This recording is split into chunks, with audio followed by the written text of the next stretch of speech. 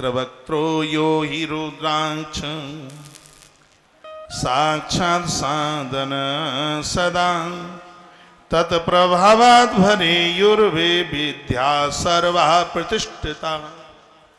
बच्चों की विद्या के लिए 3 मुखी रुद्राक्ष बहुत विशेष है। अब इसी सावन के महीने में हमें बच्चों के लिए एकादशी कराना है। पिछले बार भी कराया था।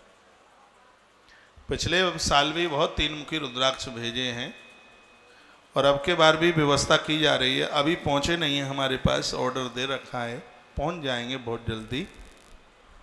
और बच्चों के लिए 3 मुखी रुद्राक्ष भेजने ही हैं। 3 मुखी रुद्राक्ष, क्योंकि 3 मुखी रुद्राक्ष विद्या के लिए बहुत प्रभावशाली। मैंने बहुत पहना है 3 मुखी रुद्राक्ष। बादरगुण पड़ता है हरियाणा में।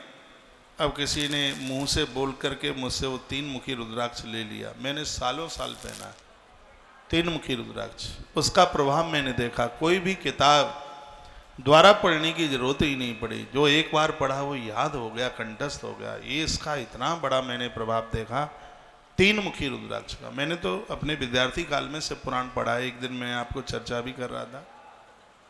मेरी आंख में आप पट्टी बांधने, बिल्कुल एकदम पट्टी, आंख बिल्कुल बंद करके माइक हाथ में दे दें। मुझे कोई भी किताब का कोई भी पन्ना देखने की जरूरत नहीं पड़ेगी।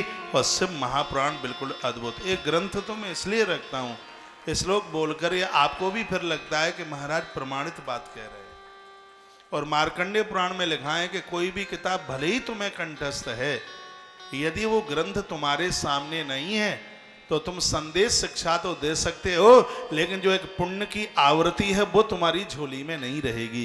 तो हमें ग्रंथ का पुण्य भी तो चाहिए। मैं कहता हूँ आप सुंदरकांड भी करते हैं तो आप किताब से करें। आप, मैं तो हनुमान चालीसा भी किताब से करता हूँ। आप मेरी पूछें तो क्या हनुमान चालीसा मुझे याद नहीं है?